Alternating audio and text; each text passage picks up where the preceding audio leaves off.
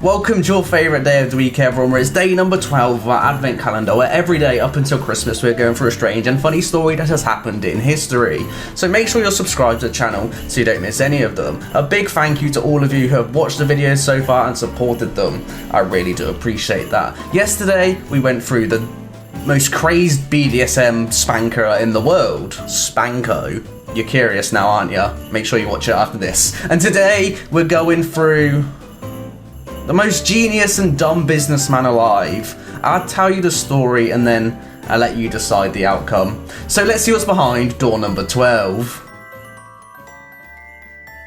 The strange businessman Timothy Dexter. To become a successful business entrepreneur, you need to work extremely hard and make smart decisions. However, it seems like our hero in today's video did neither of these and was just a really lucky opportunist. Timothy Dexter was born in the province of Massachusetts Bay in 1747.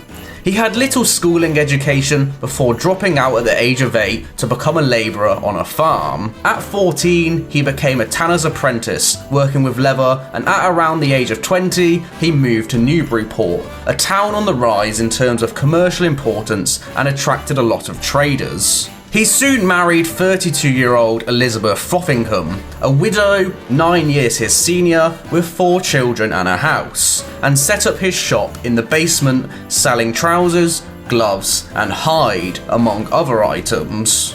By the end of the American Revolution, Dexter had a bit of money saved up, so instead of spending it all on Bitcoin, he decided to buy a bunch of continental currency, which depreciated so much in value over the war, it was now effectively worthless. It's a bold strategy, Cotton. Let's see if it pays off for him. It was an extremely bold and courageous gamble where he effectively put his entire life savings into this. But in a miraculous stroke of luck, his gamble paid off. The United States Constitution of 1709 said that this currency could now be traded in for treasury bonds at 1% of face value. And because Dexter had brought all this money for practically nothing, it now made him astronomically rich. With his new fortune, he bought a magnificent house and 2 ships so he could launch international trade. Due to his lack of education and eccentricity, his business ventures were seen as kind of weird, and his rivals took a strong disliking to him.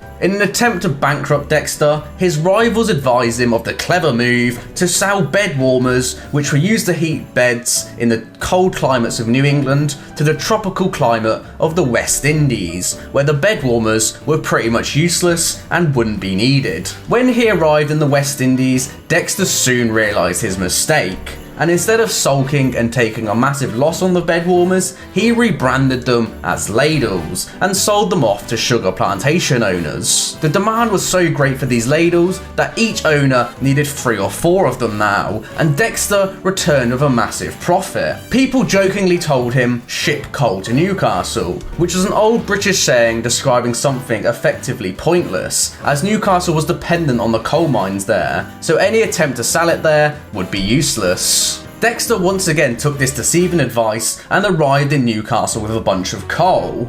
However, luck was once again on his side, as by the time he arrived there was a miners' strike going on, so no coal was being sold. So the coal he brought to Newcastle, he sold at a considerable markup. Dexter's 200 IQ trades don't just end there, as the area he was living in had a problem with stray cats, so he put an ad in the paper offering to pay for them. He then traded them all to the Caribbean, where warehouse owners paid a premium for them, as they welcomed the new solution for rat infestations. Whether Dexter knew there was a rat problem in the Caribbean was unknown, but this trade seemed like another stroke of genius on his part. He also hoarded a large amount of whale bones by mistake, but it was such a massive amount he now had a monopoly over the market and sold them all at 75% markup, as they were used in goods like ladies' corsets, which was the fashion at the time. A lot of Dexter's decisions seemed like dumb luck, but it was clear he understood the value on items others did not see as worthwhile,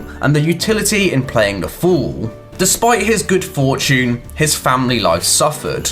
He drank far too much and frequently told visitors that his wife was dead, despite her being very much alive, and the woman who visited his house was actually a ghost. Dexter also faked his own death to see how people will react, with 3,000 people showing up to the funeral. When he saw his wife not cry, he soon revealed the hoax and beat her for not being sad enough. If we look deeper into Dexter's life, it's quite a sad affair, as in the end, all he wanted was the respect from his peers.